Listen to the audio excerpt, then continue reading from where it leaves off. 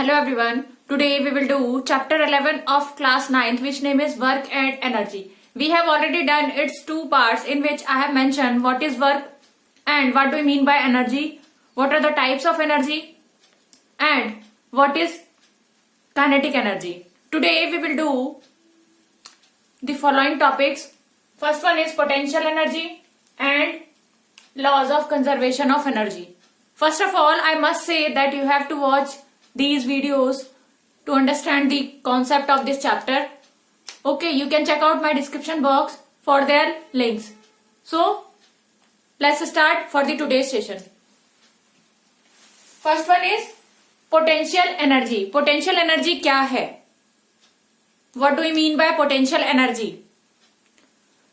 Potential energy किसी भी object में कब होता है उसके अंदर, जब वो object in the state of rest होता है, ठीक है, उसकी पोजीशन की वजह से, उसकी कॉन्फ़िगरेशन की वजह से जो उस ऑब्जेक्ट में जो एनर्जी होगी वो एनर्जी क्या कहलाएगी? उसकी पोटेंशियल एनर्जी. ओके, तो हम अगर डेफिनेशन की बात करें तो हम पोटेंशियल एनर्जी को हम क्या लिखेंगे?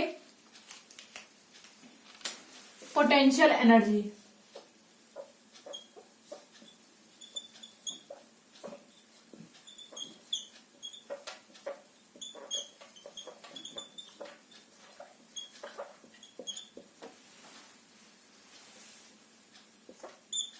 it is a energy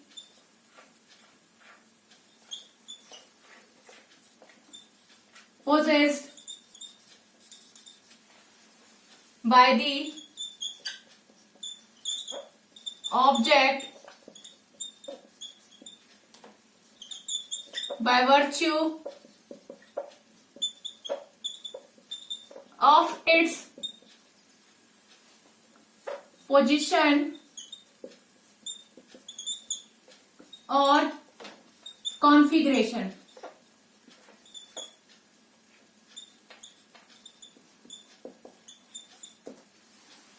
क्या कह रहे हैं इसमें हम कि ये एनर्जी है किसका? ऑब्जेक्ट का. किसकी वजह से?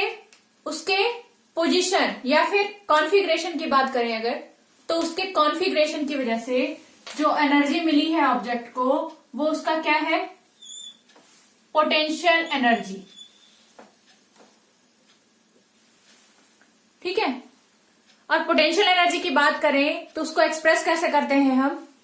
यहां पे एनर्जी है वो तो हम E लिखेंगे, और क्योंकि ये पोटेंशियल एनर्जी है तो हम P से इसको डिनोट करेंगे, और इसका जो फॉर्मूला होता है वो क्या होता है? mgh. ये किसका फॉर्मूला है? पोटेंशियल एनर्जी का.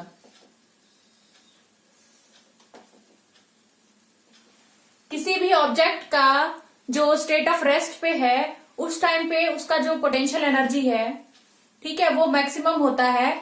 और वो क्या है? स्टेट ऑफ रेस्ट मीन्स यहां पे हम अभी नेक्स्ट में करेंगे कि mgh जो वैल्यू आई है वो क्यों आई है? एक पर्टिकुलर हाइट पे जाके अगर वो रेस्ट पोजीशन पे है तो वहां पे उसकी मैक्सिमम जो है क्या होगी? वैल्यू होगी, जो क्या होगी? mgh, जो उसके ऑब्जेक्ट की पोजीशन की वजह से आया है. यहाँ पे रेस्ट जो मैं बता रही हूँ वो क्या है? ऑब्जेक्ट की कॉन्फ़िगरेशन की मैं बात कर रही हूँ. ऑब्जेक्ट की कॉन्फ़िगरेशन की वजह से जो उसमें एनर्जी है, उसकी पोजीशन की वजह से जो उसमें एनर्जी है, वो क्या कहलाया? उसका पोटेंशियल एनर्जी. ठीक है, कि मतलब उसके अंदर एक ताकत है. किसकी वजह से? उसका जो कॉन्फ़िगरेशन है, उसका जो पोजीशन है, उसकी वजह से जो उसके अंदर एनर्जी है, ताकत है, वो उसका क्या कहलाया? Potential energy. ठीक है. अब हम बात करते हैं कि पोटेंशियल एनर्जी को हमने क्या बताया कि पोटेंशियल एनर्जी क्या है हमारा? mgh. ठीक है, यहां पे आप पोटेंशियल एनर्जी को लिख सकते हो इज रिप्रेजेंटेड बाय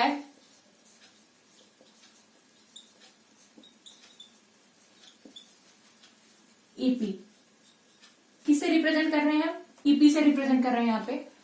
और ये एनर्जी है, अगर हम यूनिट की बात करें इसकी, तो यूनिट क्या होगा इसका? जो एनर्जी का यूनिट होता है, अर्लियर हमने प्रीवियस अपने वीडियो में क्या पढ़ा था, एनर्जी का यूनिट वो क्या था, जूल। ठीक है, तो अगर हम यूनिट की बात करें, यूनिट ऑफ पोटेंशियल एनर्जी वो क्या होगा, यूनिट क्या होगा पोटेंशियल एनर्जी का, वो होगा जूल। और यहां आप कैपिटल जी लिख सकते हो। ठीक है, तो यहां पे हमने बात की कि डेफिनेशन क्या है पोटेंशियल एनर्जी का हमारा, और पोटेंशियल एनर्जी को हम एक्सप्रेस कैसे करते हैं, मैथमेटिकल एक्सप्रेशन क्या है उसका, और यहां पे हमने यूनिट की बात की पोटेंशियल एनर्जी की। ठीक है, अब हम करेंगे कि पोटेंशियल एनर्जी जो ये वैल्यू आई उसकी एक्सप्रेशन का, जो mgh आया है उसको हम कैसे डिराइव करें, वो कैसे आया है उसको हम अंडरस्टैंड करेंगे अब। ठीक है,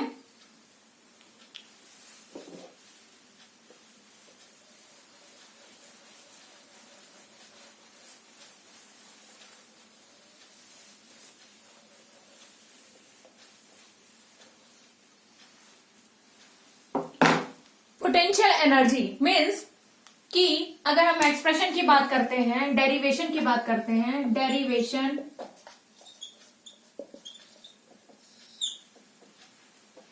डेरिवेशन की बात कर रहे हैं, हम इसको कैसे डिराइव कर रहे हैं वैल्यू को, किस वैल्यू को, जो हमारी वैल्यू थी EP इक्वल टू mgh, अब हम इसको क्या कर रहे हैं, डिराइव कर रहे हैं। ठीक है, कैसे आया ये, अब हम सपोज कर रहे हैं जो ऑब्जेक्ट है उसको हम क्या कर रहे हैं, उसकी हाइट को रेज कर रहे हैं। ठीक है, जब ऑब्जेक्ट को हम ऊपर की तरफ ले जाते हैं तो उसमें कौन सा फोर्स एक्सर्ट होता है, वहां पे जो फोर्स एक्सर्ट होगा उस फोर्स को हम क्या कहेंगे, अर्थ अपना ग्रेविटेशनल फोर्स लगाएगी उस ऑब्जेक्ट पे। उस ऑब्जेक्ट का मास हमने सपोज कर लिया कि वो क्या है, m है, स्मॉल m, और जो ग्रेविटेशनल फोर्स लग रहा है थ्रू अर्थ वो क्या लग रहा है उस पे, वो लग रहा है small g acceleration due to gravity produce हुआ ना, जो हमने अर्थ का ग्रेविटेशनल फोर्स लगाया उससे उस ऑब्जेक्ट पे क्या हुआ, क्या प्रोड्यूस हुआ, acceleration due to gravity produce हुआ, जो हमने ग्रेविटेशनल चैप्टर में पढ़ा था। ठीक है, तो उस कंडीशन में इस पे जो फोर्स एक्सर्ट हुआ है, फोर्स जो प्रोड्यूस हुआ है, वो फोर्स क्या है ऑब्जेक्ट का। अगर हम मास की बात करें, मास ऑफ अ ऑब्जेक्ट, वो हमने क्या सपोज कर लिया है, स्मॉल m। ठीक है, और हम क्या बात कर रहे हैं कि फोर्स ऑन ऑब्जेक्ट, वो हम क्या बात कर रहे हैं, वो क्या है, F है। एक्सेलरेशन ड्यू टू ग्रेविटी, वो क्या है, स्मॉल g है। ठीक है, यहां पे ये सब हमने क्या किया है, सपोज क्या कर रहे हैं हम, मास ऑफ द ऑब्जेक्ट, और उस पे जो फोर्स लग रहा है वो F है, और जो एक्सेलरेशन ड्यू टू ग्रेविटी लग रहा है दैट इज स्मॉल g। ठीक है, अब हम रिलेशन अगर निकाले कि उस पे फोर्स कितना एक्सर्ट हुआ है, according to the second law of motion हमने क्या पढ़ा था, फोर्स को हम कैसे कैलकुलेट करते हैं, F इक्वल टू ma। ठीक है, तो ये जो फोर्स है यहाँ पे एक्सेलरेशन ड्यू टू ग्रेविटी लग रहा है, तो यहाँ पे जो एक्सेलरेशन है वो क्या, ma, a की जगह पे हम क्या लिखेंगे यहाँ पे, स्मॉल g। और ये क्या शो करता है, ऑब्जेक्ट का वेट कितना है।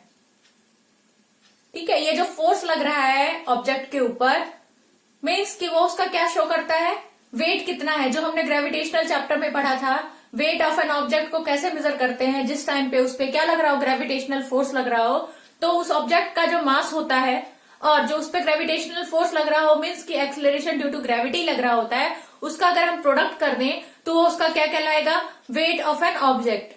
ठीक है, यहां पे हम वेट ऑफ एन ऑब्जेक्ट की भी अगर बात करेंगे,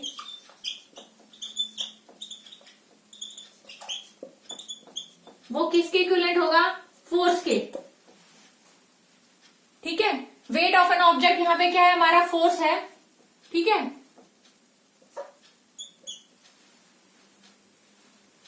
अब कोई भी काम करने के लिए, कोई वर्क डन करने के लिए ऑब्जेक्ट को किस चीज की जरूरत होती है हमें?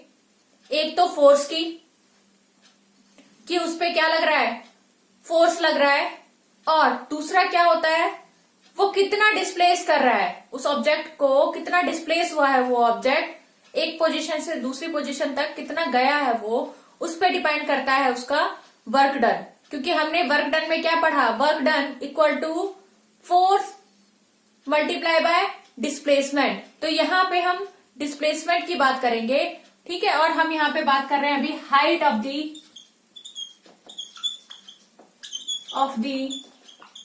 ऑब्जेक्ट, जिसको हम क्या कहेंगे, डिस्प्लेसमेंट।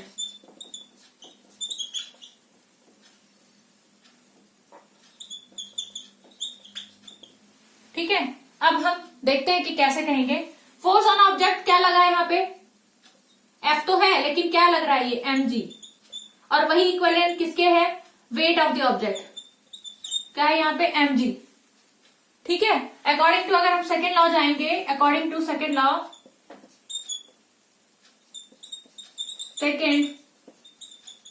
ऑफ मोशन, तो यहाँ पे हमारा जो फोर्स होगा वो क्या हो जाएगा, ma होता है, और यहाँ पे हमारा फोर्स क्या है, a जो है हमारा एक्सेलरेशन ड्यू टू ग्रेविटी है, तो फोर्स हमारा क्या हो गया, mg हो गया, ठीक है। ये कॉन्सेप्ट आपको समझ में आ रहा होगा। दूसरी चीज, अगर हम सपोज करते हैं जो हमारा अर्थ है यहाँ पे, और यहाँ पे हमारा ऑब्जेक्ट है, ऑब्जेक्ट को हम नीचे से ऊपर लेकर गए हैं, ठीक है, ऊपर लेकर गए, कितनी हाइट h तक लेकर गए उसको, ऑब्जेक्ट को हम h हाइट तक लेकर गए हैं, और अब क्या है, इस पे वेट क्या लग रहा था, फोर्स क्या लग रहा था, वो लग रहा था mg। और यहाँ पे हम अगर बात की करें कि ये जो ऑब्जेक्ट है यहां से अर्थ से वो h हाइट तक गया है, मीन्स कि वहां पे क्या हुआ है, एक पॉइंट से दूसरे पॉइंट तक वो गया है, मीन्स कि वहां पे उसने क्या किया है, डिस्प्लेसमेंट किया है। क्या डिस्प्लेसमेंट किया है, जितनी हाइट होगी, ठीक है। यहाँ पे हमने हाइट क्या माना है, h माना है, तो इसलिए मैंने यहाँ पे हाइट ऑफ द ऑब्जेक्ट क्या लिखा है, डिस्प्लेसमेंट है, ठीक है। हाइट ऑफ द ऑब्जेक्ट क्या है, यहाँ पे हमारा डिस्प्लेसमेंट है, दोनों ही हमारे सिमिलर है, वो क्या है, h, ठीक है। अब यहां पे अगर हम बात करें कि वर्क डन कितना किया ऑब्जेक्ट ने, work done by the object कितना हुआ है वर्क डन, इसको हम W से डिनोट करेंगे, W इक्वल टू कितना हो गया, फोर्स कितना लग रहा था इनटू डिस्प्लेसमेंट। फोर्स इस पे कितना लग रहा है, mg, और डिस्प्लेसमेंट कितना हुआ उस पे, जितनी हाइट पे गया वो, ठीक है। तो हमारे पास क्या आया, mgh, वो क्या हुआ, work done, work done by the object कितना हुआ हमारा, mgh। जो ये जो वर्क डन है, ये जो वर्क डन है वो क्या है, एनर्जी ही तो है ऑब्जेक्ट की।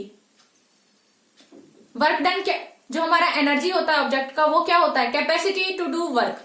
कैपेसिटी कितनी थी वर्क करने की, mgh, तो उस ऑब्जेक्ट का जो एनर्जी होगा वो क्या होगा, mgh, ठीक है। तो उस ऑब्जेक्ट का क्या हो गया, एनर्जी mgh। तो W जो होता है वो किसके इक्विवेलेंट होता है, एनर्जी के। यहां पे एनर्जी कौन सी है हमारी, पोटेंशियल एनर्जी, क्योंकि ये जो एनर्जी आई है उसके कॉन्फ़िगरेशन से आई है। यहाँ पे हम स्पीड की बात नहीं कर रहे हैं, इस ऑब्जेक्ट को, ये ऑब्जेक्ट उठा के वहां चला गया, हम उसके हाइट की बात कर रहे हैं, उसके कॉन्फ़िगरेशन की बात कर रहे हैं, ठीक है। तो इस कंडीशन में जो एनर्जी प्रोड्यूस है ऑब्जेक्ट में, वो किसकी वजह से है, उसकी कॉन्फ़िगरेशन की वजह से है, तो वो एनर्जी क्या है उसकी, पोटेंशियल एनर्जी, ठीक है। यहाँ पे हमने वर्क डन को इक्विवेलेंट किसके कहा, पोटेंशियल एनर्जी के। तो हम यहाँ पे लिख सकते हैं कि जो ईपी है वो क्या है, mgh है, ईपी क्या है हमारा, mgh। तो हमारे पास ये एक्सप्रेशन आ गया, ये किसका एक्सप्रेशन था, पोटेंशियल एनर्जी का, ठीक है।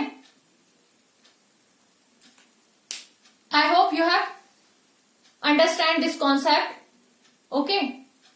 This will very important concept, ये बहुत ही इंपॉर्टेंट कॉन्सेप्ट है, इसको ध्यान से आप अंडरस्टूड करो, ठीक है। हमने क्या किया, मास हमने सपोज किया ऑब्जेक्ट का क्या था, हमने देखा कि उस पे ऑब्जेक्ट पे फोर्स कितना लग रहा है, उसके लिए हमने देखा कि एक्सेलरेशन ड्यू टू ग्रेविटी कितनी थी, वो स्मॉल जी थी, तो फोर्स कितना प्रोड्यूस हुआ उस पे, वो क्या हुआ, मल्टीपल होता है mg, जो हमने according to second law of motion निकाला, ठीक है।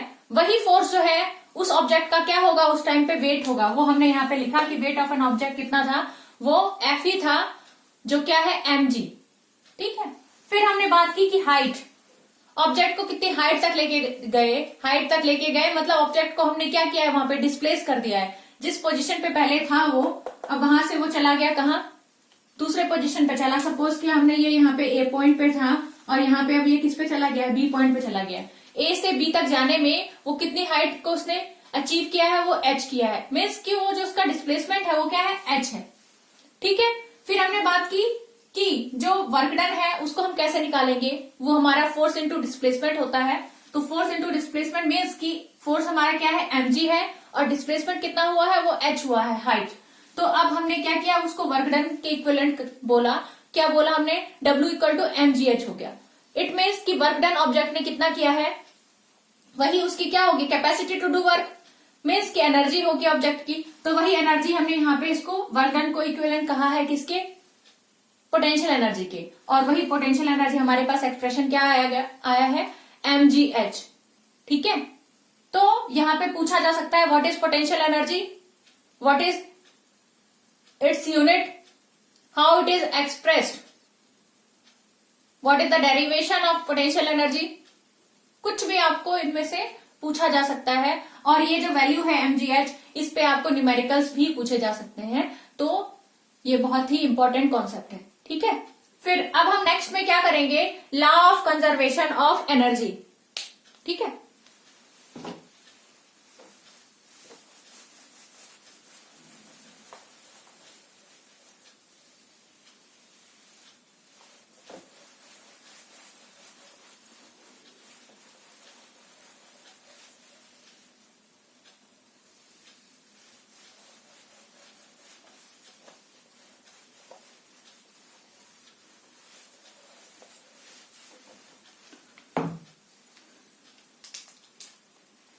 Law of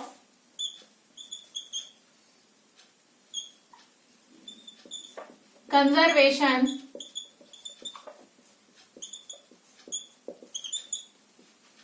of energy।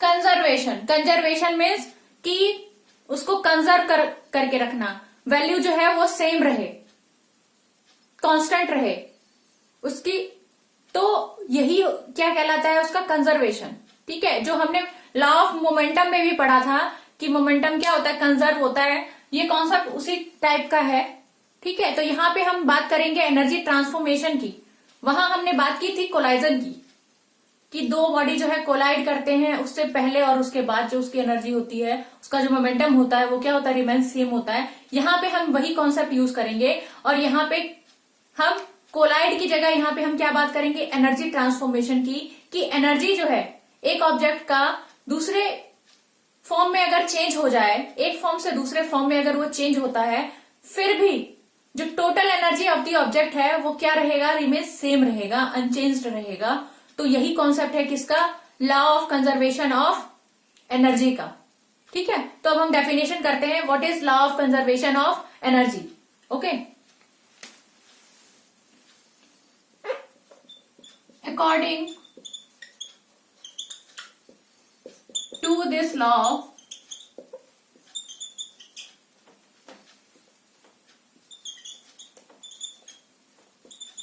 when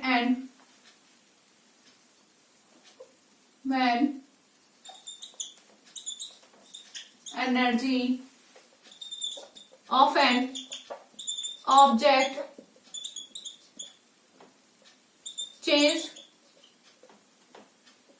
or transformed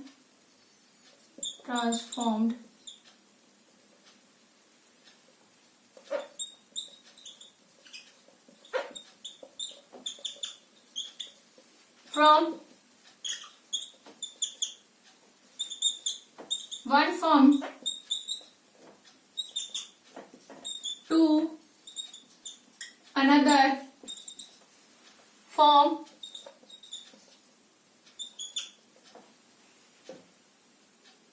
its total energy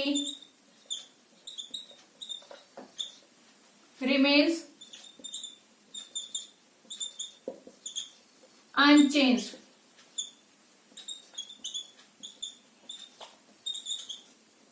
और सेम। ठीक है, और हम क्या कह सकते हैं, और according to this law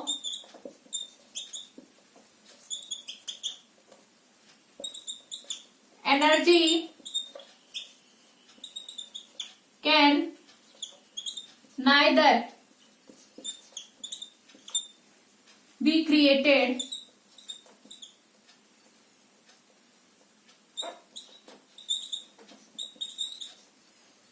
or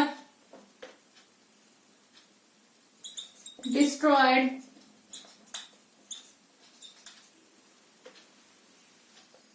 it can only changed from one form to another form। क्या होता है, जो एनर्जी है ऑब्जेक्ट का वो जो है रिमेन्स अनचेंज रहता है, टोटल एनर्जी, बस उसके फॉर्म्स जो है वो क्या होते हैं, चेंज होते हैं। तो हम यहाँ पे बात कर रहे हैं according to this law when energy of an object transformed from one form to another form its total energy remains unchanged. जब ऑब्जेक्ट का जो है एनर्जी क्या हो रहा है, एक फॉर्म से दूसरे फॉर्म में चेंज हो रहा है, तो उस टाइम पे जो टोटल एनर्जी है उस ऑब्जेक्ट का वो क्या है, रिमेन्स अनचेंज्ड, वो जो है वो चेंज नहीं हो रहा है। ठीक है, क्यों नहीं हो रहा है, क्योंकि ये कंजर्वेशन लॉ ऑफ एनर्जी है, इसी को हम समझ रहे हैं। वो टोटल एनर्जी जो है उसकी क्या होती है, रिमेन्स अनचेंज्ड होती है। वो हम एग्जाम्पल के थ्रू अब हम करेंगे। ठीक है, दूसरी चीज आप दूसरे तरीके से आप इसको लिख सकते हो, according to this law energy can neither be created और destroyed.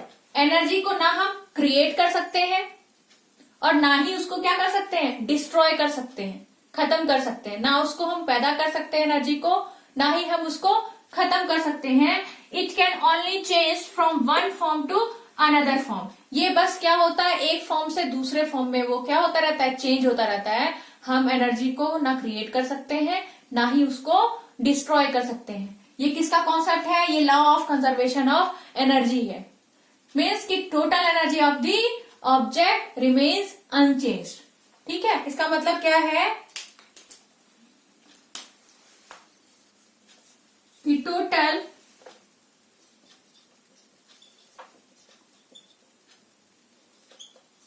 Energy of the object remains क्या होगा,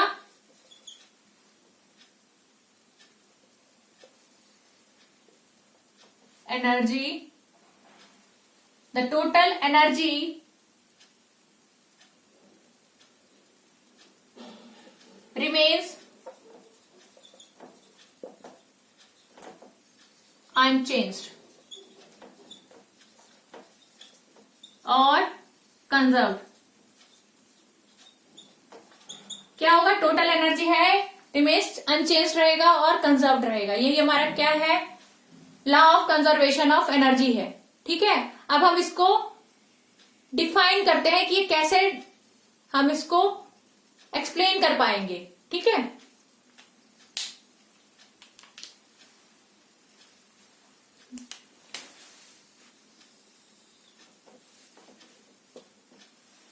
अब हम सपोज करते हैं कि कोई ऑब्जेक्ट है, वो क्या कर रहा है, पहले ए पॉइंट पे था,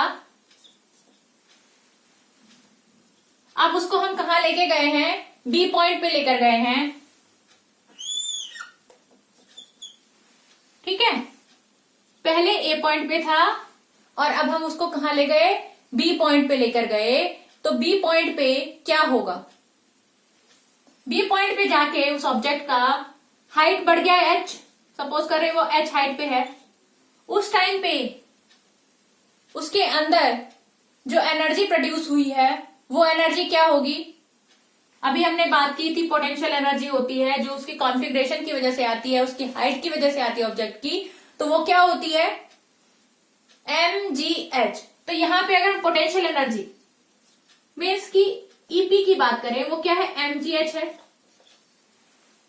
और यहां पे ये ऑब्जेक्ट क्या है, जब हमने किसी ऑब्जेक्ट को ऊपर लेके गए उस ऑब्जेक्ट का जो मैक्सिमम हाइट होगा उस हाइट पे जाके उसका मैक्सिमम क्या होगा, पोटेंशियल एनर्जी होगा, और उस टाइम पे उसका क्या होगा, जो एक और एनर्जी होती है साथ में हम उसको कॉम्बिनेशन देखेंगे कि क्या हो रहा है, एक ऑब्जेक्ट के अंदर उसकी मोशन की वजह से जो एनर्जी होती है वो क्या होती है, काइनेटिक एनर्जी, और जो उसकी पोजीशन की वजह से एनर्जी होती है वो क्या होती है, पोटेंशियल एनर्जी। तो यहाँ पे हम दो एनर्जी की बात करेंगे ऑब्जेक्ट की, एक काइनेटिक एनर्जी और एक पोटेंशियल एनर्जी, ठीक है। काइनेटिक एनर्जी हम यहाँ पे अब बात करेंगे, अभी हमने पोटेंशियल एनर्जी की बात की कि अगर कोई ऑब्जेक्ट को हमने क्या किया, उसको हाइट पे लेकर गए हैं, तो उस टाइम पे उसमें कौन सा एनर्जी होगा, पोटेंशियल एनर्जी, जब वो मैक्सिमम हाइट पे होगा। यहाँ पे मैक्सिमम हाइट हमने क्या लिया है, h लिया है, तो उसका उस टाइम पे जो पोटेंशियल एनर्जी होगा ऑब्जेक्ट का वो क्या होगा,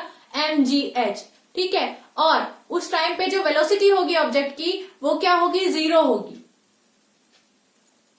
ठीक है। उस टाइम पे उस ऑब्जेक्ट का जो वेलोसिटी होगा वो क्या है, 0 है, ठीक है। यहाँ पे जो वेलोसिटी है वो क्या है, 0 है। कब 0 है, जब वेलोसिटी क्या है, 0 है, ठीक है। h हाइट पे वेलोसिटी क्या हो गई, 0 हो गई। तो अब क्या होगा, उस टाइम पे अगर वेलोसिटी 0 है तो काइनेटिक एनर्जी होगी जो हमारी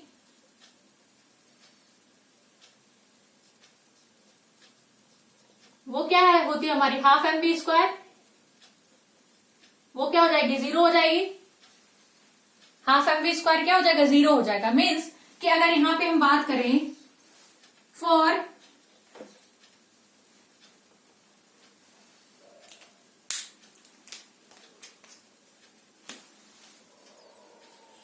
h हाइट की अगर हम बात करते हैं कि h हाइट पे क्या होगा, at h height, h height पे क्या होगा, ऑब्जेक्ट का जो वेलोसिटी है वो क्या है, 0 है, ठीक है। वेलोसिटी 0 है तो उसका जो पोटेंशियल एनर्जी होगा वो जो उसका काइनेटिक एनर्जी होगा, क्योंकि काइनेटिक एनर्जी है उसकी वेलोसिटी पे डिपेंड करता है, तो काइनेटिक एनर्जी का जो वेलोसिटी होगा वो क्या हो जाएगा, 0 हो जाएगा, क्योंकि जो हमारा काइनेटिक एनर्जी होता है वो क्या होता है, हाफ mv², ठीक है। तो काइनेटिक एनर्जी क्या हो गई, 0 हो गई। कहां पे, जब h हाइट था, मीन्स कि यहाँ पे हमारा पोटेंशियल एनर्जी मैक्सिमम है, क्योंकि हाइट है तो मैक्सिमम है पोटेंशियल एनर्जी। यहाँ पे काइनेटिक एनर्जी क्या है हमारा, वो क्या है, 0 है, ठीक है। फिर हम देखते हैं कोई भी ऑब्जेक्ट जब हम ऊपर फेंकते हैं, ऊपर वो थोड़ी देर के लिए जाता है और फिर वो नीचे आने लगता है, वो क्यों आ रहा है, due to the earth gravitational force. Earth अपना क्या कर रही है, ग्रेविटेशन फोर्स लगा रही है, तो ऑब्जेक्ट क्या होगा, मैक्सिमम हाइट पे जाने के बाद वो थोड़ी देर में नीचे आना शुरू हो जाएगा। तो नीचे जब आने लगेगा मीन्स कि उसकी वेलोसिटी स्पीड में क्या आ रहा है, चेंजेस आ रहा है। क्यों आ रहा है चेंज, क्योंकि अर्थ जो है अपना क्या लगा रही है, फोर्स लगा रही है, ग्रेविटेशनल फोर्स लगा रही है। तो उस कंडीशन में जो ऑब्जेक्ट का जो वेलोसिटी है वो क्या होने लगेगा, चेंज होने लगेगा। मीन्स कि यहाँ पे 0 था मैक्सिमम हाइट पे, फिर वो क्या होने लगेगी, इंक्रीज होने लगेगी, तो वो एक्सेलरेशन प्रोड्यूस करेगी और वो ऑब्जेक्ट जो है मोशन में आ गई है। अब जो काइनेटिक एनर्जी होगा वो उसका एवरी इंस्टेंट क्या होगा, चेंज होता रहेगा, क्योंकि उसका जो वेलोसिटी है वो एवरी इंस्टेंट क्या हो रहा है, चेंज हो रहा है, ठीक है। तो उस कंडीशन में अगर हम इन द मिडल ले लेते हैं यहाँ पे, तो क्या होगा, यहाँ पे आके यहाँ पे इसकी हाइट क्या हो जाएगी, कम हो जाएगी, h माइनस मान लो h1 हो गई अब,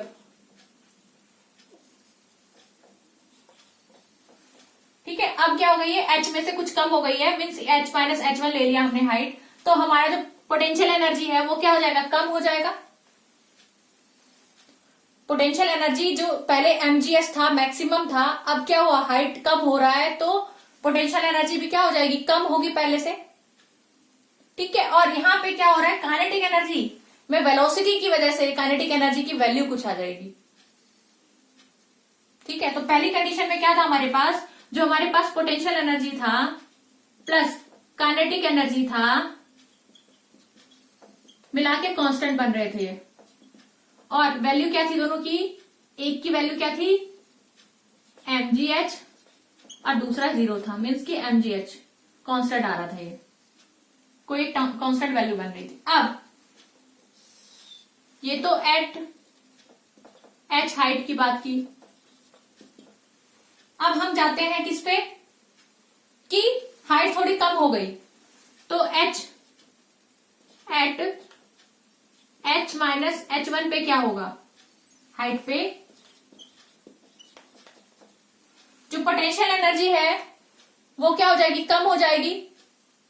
ठीक है, पहले पोटेंशियल एनर्जी मैक्सिमम थी, mgs थी, अब क्या हो गई, थोड़ी कम हो गई। ठीक है, सपोज दैट वो क्या हो गई अब m g h minus h1, और यहां पे काइनेटिक एनर्जी की कुछ वैल्यू आई, सपोज दैट पहले u थी, वेलोसिटी क्या हुई, u हुई, 0 से थोड़ा बढ़ा तो वो वेलोसिटी क्या आई, 0 u आई। ठीक है, यहाँ पे इस हाइट पे आके, यहाँ पे अगर हम यहाँ पे बात करें ऑब्जेक्ट की, तो यहाँ पे वेलोसिटी अभी मान लो कि वेलोसिटी क्या है ऑब्जेक्ट की, वो क्या हो गई u।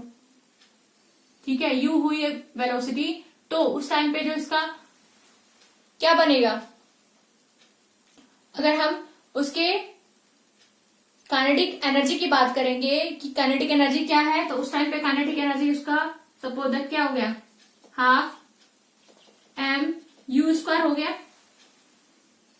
मीन्स कुछ वैल्यू आ गई। ठीक है, इक्वल टू क्या होगा, ये कांस्टेंट होता है। ठीक है, ऐसे ही जब हम नीचे ग्राउंड की बात करते हैं, वहां पे h की वैल्यू क्या हो जाती है, अगर हम एट ग्राउंड जाएंगे तो h की वैल्यू क्या हो गई, 0 हो गई, h की वैल्यू 0 हो गई, और वहां पे वेलोसिटी क्या है, सबसे मैक्सिमम है, मैक्सिमम है वेलोसिटी, तो ek की वैल्यू जो है वो क्या होगी, काइनेटिक एनर्जी की वैल्यू वो मैक्सिमम होगी, मीन्स की हाफ mv स्क्वायर होगा मैक्सिमम, क्योंकि मैक्सिमम वेलोसिटी हम यहाँ पे ले रहे हैं, मैक्सिमम जो वेलोसिटी है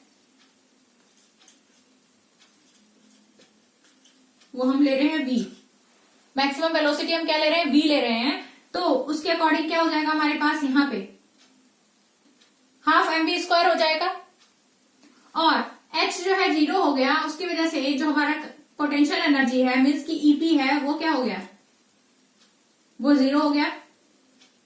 ठीक है, तो थर्ड पोजीशन पे जाके जब ग्राउंड पे गया, एट ग्राउंड, तो मेरे पास क्या आया, यहाँ पे mgs की वैल्यू 0 हो गई, और इसकी वैल्यू क्या हो गई, मैक्सिमम हो गई हाफ mv स्क्वायर, और ये टोटल मिला के क्या है, ये दोनों मिला के कांस्टेंट होंगे, क्योंकि जितनी एनर्जी काइनेटिक एनर्जी आई वो किससे आई, potential energy of the object, potential energy उसका क्या होता गया, कम होता गया, और काइनेटिक एनर्जी उसका क्या होता रहा, उसी के रिस्पेक्ट में इंक्रीज होता रहा, तो दोनों मिला के क्या रहे, कांस्टेंट ही रही वैल्यू। ठीक है, तो यही कॉन्सेप्ट है किसका, law of conservation of energy. यहाँ पे हमने देखा कि इनिशियली जो था काइनेटिक एनर्जी 0 था, और पोटेंशियल एनर्जी क्या था ऑब्जेक्ट का, मैक्सिमम था एट हाइट पे। जब ऑब्जेक्ट क्या हुआ, टुवर्ड्स डाउनवर्ड आने लगा, तो उसकी वेलोसिटी में चेंजेस आने लगे, स्पीड में चेंजेस आने लगे, और उस कंडीशन में क्या होने लगा, स्पीड उसका इंक्रीज होने लगा ऑब्जेक्ट का, due to the force of attraction of the earth ने जो ग्रेविटेशनल फोर्स लगाया था, उसकी वजह से एक्सेलरेशन प्रोड्यूस हुआ ऑब्जेक्ट में, और उसकी वेलोसिटी क्या हुई, चेंज होने लगी, तो उस कंडीशन में उसमें काइनेटिक एनर्जी भी बिल्डअप हो गई ऑब्जेक्ट में, और जो मैक्सिमम हाइट है वो रिड्यूस होने लगा है, तो जो पोटेंशियल एनर्जी है ऑब्जेक्ट का वो क्या हो रहा है, वो भी कम हो रहा है उसके रिस्पेक्ट में साथ साथ। तो यहाँ पे एक मिडिल सेक्शन पे आके काइनेटिक एनर्जी भी होती है ऑब्जेक्ट में, और पोटेंशियल एनर्जी भी होती है ऑब्जेक्ट में, और दोनों मिला के वैल्यू जो आती है वो कांस्टेंट ही रहती है। ठीक है, फिर नेक्स्ट लास्ट की अगर हम बात करें, ग्राउंड की बात करें, तो उस टाइम पे हाइट जो हो गई है वो क्या हो गई है, जीरो हो गई है। तो हमारा जो पोटेंशियल एनर्जी है वो बिल्कुल जीरो हो गया है ऑब्जेक्ट का। ठीक है, क्योंकि ऑब्जेक्ट का जो पोटेंशियल एनर्जी हम किससे देख रहे थे, उसकी कॉन्फ़िगरेशन से देख रहे थे, और उसकी हाइट चाहिए उसके लिए कि कितनी हाइट पे हमने उसको उठाया हुआ है ऑब्जेक्ट को। ठीक है, तो उस कंडीशन में ग्राउंड पे आके वो क्या हो गया है, पोटेंशियल एनर्जी उसका जीरो हो गया है क्योंकि हाइट नहीं है वहां पे। और क्या हुआ, जो हमारा ऑब्जेक्ट है उसका जो काइनेटिक एनर्जी है वो सबसे मैक्सिमम हो जाता है, क्योंकि वहां पे सबसे ज्यादा ग्रेविटेशनल फोर्स लग रहा है सरफेस पे। तो वहां पे स्पीड जो है ऑब्जेक्ट की वो क्या है, सबसे हाईएस्ट है, मैक्सिमम है। तो वहां पे अगर स्पीड वेलोसिटी उसकी मैक्सिमम है तो उसकी वजह से जो वैल्यू होगी काइनेटिक एनर्जी ऑब्जेक्ट की वो क्या होगी, मैक्सिमम होगी। ठीक है, तो यहां हमने देखा कि ग्राउंड पे जाके काइनेटिक एनर्जी मैक्सिमम हो जाती है, और हाइट पे जाके जो है पोटेंशियल एनर्जी ऑब्जेक्ट की क्या होती है, मैक्सिमम होती है। ठीक है, तो इस डेरिवेशन को आप अच्छे से समझ सकते हो, इस कॉन्सेप्ट को अच्छे से समझ सकते हो। और यही क्या है concept, law of conservation of energy. यहाँ पे हमने देखा कि एनर्जी जो है क्या हुई, बस ट्रांसफॉर्म हुई। पोटेंशियल, पहले पोटेंशियल थी मैक्सिमम, अब पोटेंशियल से ट्रांसफॉर्म होती गई और वो टोटल एनर्जी किस में कन्वर्ट हो गई, काइनेटिक एनर्जी में कन्वर्ट हो गई। वैल्यू क्या थी, सेम ही रही दोनों में। जितनी मैक्सिमम पोटेंशियल एनर्जी थी उतनी ही मैक्सिमम काइनेटिक एनर्जी रही ऑब्जेक्ट की, बस वो ट्रांसफॉर्म हो गए, पोटेंशियल से काइनेटिक एनर्जी में ट्रांसफॉर्म हो गए। तो वही जो है यहाँ पे लॉ ऑफ कंजर्वेशन बताता है कि एनर्जी क्या होता है, बस ट्रांसफॉर्म होता है, एक फॉर्म से दूसरे फॉर्म में कन्वर्ट हो जाता है, बट उसका जो है वैल्यू क्या रहता है, कांस्टेंट रहता है। ठीक है, I hope you have enjoyed the complete session of this chapter or this video. Okay, and wait for the next video. So bye everyone.